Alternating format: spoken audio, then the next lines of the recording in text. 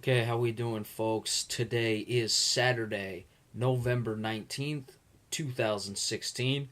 Rich Van Tassel with you, giving you our game picks for now week 11 of the NFL season.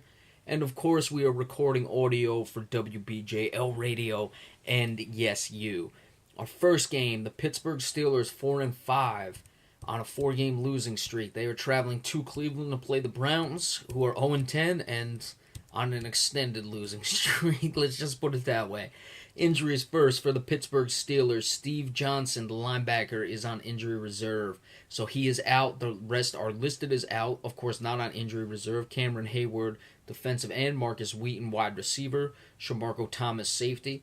And Xavier Grimble, the tight end, is questionable. For the Cleveland Browns, Robert Griffin III, the quarterback, is on injury reserve. He's been out since early in the season. And Tramon Williams Sr., the cornerback, is questionable. One of those games where you look at it, is Cleveland going to go 0-16? Certainly, if they're going to get a win, it will have to come soon. They have a reeling Pittsburgh team. I thought Pittsburgh would have had a better chance of winning against a team like the Cowboys than the Cleveland Browns, so I expect Pittsburgh to win anyway, just because eventually the law of averages are going to come in Cleveland's favor, but they have lost a ton of games dating back to the past couple seasons. I believe they're like 3-28 or 3-29 in their last 30 some odd games, so that's just not getting the job done. Not really much to look at as far as X's and O's in this one. Pittsburgh is clearly the far superior team, but it's just one of those things where you have to wonder, when will Cleveland break through? You've got Pittsburgh coming off that tough loss to the Cowboys. They'll be angry, but they also may not be completely focused and completely sharp, so we'll have to see what happens. Either way, I can't in my right mind pick the Cleveland Browns to beat anyone at this point, and the game that they do win is going to be a game that I do not pick them to. I like the Pittsburgh Steelers 27-16 over the Cleveland Browns. Cleveland struggles to find the end zone. Next up, the Baltimore Ravens 5-4, 2-2 on the road, travel to Dallas to play the Cowboys, who are 8-1, 3-1 at home. Injuries first for the visiting Ravens. Elvis Dumerville, linebacker. Jimmy Smith, cornerback, doubtful. Kamali Courier, linebacker. Timmy Jernigan, defensive tackle. And C.J. Mosley, linebacker, are questionable. For the Cowboys, DeMarcus Lawrence, defensive end, questionable. Barry Church, safety, out. Jeff Swain, tight end, injury reserve. Des Bryant, wide receiver, questionable. Tony Romo, the quarterback, is questionable. If Romo does play, and I'm expecting he is going to be suited up for this game, he will be backing up Dak Prescott. I look at the injuries to the secondary and linebacking core. Elvis Dumerville for the Ravens and Jimmy Smith as well. Jimmy Smith, one of the better cornerbacks in the league, that may allow Des Bryant to have a field day in this one. We'll have to keep an eye on that. They're listed as doubtful right now. Baltimore is very good against the run. That's what the Cowboys like to do. Let's see how well the offensive line is going to play for Dallas and how good that run defense is going to play for Baltimore. Could very well be the deciding factor in this game. I expect it to be not quite a wash, and as in wash of 50-50, I like it more 55-45% for the Cowboys' offensive line. I think without Jimmy Smith, that's certainly a big one in this game. It's going to allow the Cowboys to pass the ball more. Barry Church is still out. I'm expecting that Morris Claiborne is not playing as well for the Dallas Cowboys. So certainly that can be an issue because Joe Flacco has the propensity to throw the ball downfield at times. So we'll have to keep an eye on that as well. Either way, the Cowboys, I think they're going to keep rolling. I don't expect them to lose until Thanksgiving or after Thanksgiving again. And I like the Cowboys in this one, 28-23 over the Baltimore Ravens. The Jacksonville Jaguars at 2-7, 1-3 on the road, travel to Detroit to play the Lions, who are 5-4, 3-1 at home. Injuries for the visiting Jaguars: Neil Sterling, tight end, questionable. Dan Skuda, linebacker, and Brian Walters, the wide receiver, are also questionable. Chris Smith, defensive end, out. For the Detroit Lions, Ezekiel Ansah, defensive end, Theo Riddick, running back, are questionable. DeAndre Levy, the linebacker, is doubtful.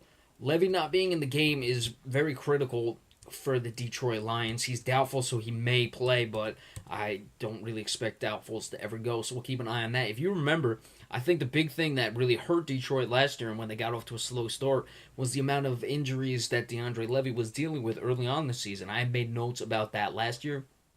And I think he's one of the better players and more underrated players in the league. So it's important to have him on the field. At the end of the day, though, Jacksonville, we've discussed it week in, week out. They are not running the ball. And it's surprising with a guy like TJ Yeldon, a young, explosive guy, and bringing in a Chris Ivory from the Jets. They should be able to run the ball better. They're not. They're putting everything on Blake Bortles. He's putting up some numbers. As you can see, he's, not quite at 2,500 yards through 9 games. So, obviously he's not at the 5,000 yard pace. He's not just going completely ballistic through the air, but he's still going to go well over 4,000 yards.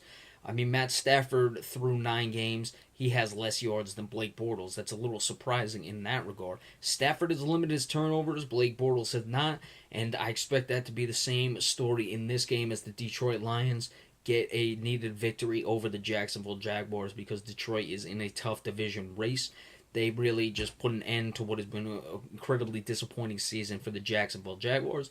Detroit 31-17 over the Jacksonville Jaguars. One of the more interesting games that probably not many people would be talking about in this one, the Tennessee Titans 5-5, 2-2 on the road, travel to Indianapolis to play the Colts, who are 4-5, 2-2 at home. Tennessee, the visiting team, are listing no injuries. The Indianapolis Colts, Kendall Langford, defensive end, out. Patrick Robinson, cornerback, doubtful. Arthur Jones, defensive tackle, is questionable. With the Tennessee Titans, Marcus Mariota, when he's not turning the ball over, they're playing very well. I'm expecting Taylor Lewan. He was fined for his situation last week against the Packers. I don't see any suspensions. I'm expecting he will be playing in this game. Tennessee has quietly put together a nice offensive line. I think that's really helping DeMarco Murray run the ball. We saw what he did behind the Cowboys' offensive line in 2014. He's got a good one here in Tennessee. Of course, the aforementioned Taylor Lewan and Chance Warmack are some good players there. And DeMarco Murray is a solid running back. You can say what you want about the offensive line he had in Dallas. It's not like DeMarco Murray just came completely out of nowhere. The guy put up 1,000-yard seasons prior to that big year in 2014. I'm sure it helped in the offensive line, but this guy was no slouch to begin with. So, in this one, Indianapolis is going to be in a world of trouble if they lose this game. No one, of course, is running away with that division. The AFC South is not strong. Houston is at 6-3. They hold the 1.5 game lead, but Tennessee has not had their bye week yet. Tennessee is 1-2 in the division, as are all the other teams outside of Houston who are 3-0. So really, I would say that the loser of this game is probably going to be eliminated from at least the division race, and really the only wild card teams I see in this conference are going to be coming out of the AFC West. Potentially, Miami may make some noise, but you're looking at basically everyone else is trying to win their division outside of the AFC West, and the AFC West is where the wild card teams will be playing from. So with this game, it's going to be very critical for either one of those teams. They'll get to 500 in the division, of course. If Indianapolis wins, they'll be 500 overall. Tennessee coming off that big win against the Green Bay Packers. Let's see if they can keep the momentum rolling. That's going to be one of the question marks of a young team until they're finally ready to do so. Indianapolis desperate at home. Boy, I'd like to root for the Tennessee Titans, but I just can't see the Indianapolis Colts losing this game. I expect it'll be a pretty high-scoring game. Andrew Luck is kept upright enough in this game. I expect him to take a few sacks. Remember, Tennessee's defensive line, you got the Brian Arakpos of the world, you got the Jarrell Casey's. They have a pretty solid run defense. Morgan as well. So I expect that Indianapolis is going to have a hard time with that. But at the end of the day, just too much Andrew Luck in this game. Indianapolis keeps their season alive for now. 31-28 over the Tennessee Titans. Alright, so we'll be back in just a little bit to continue on with Week 11 game picks. Be sure to stay tuned for that. Thank you.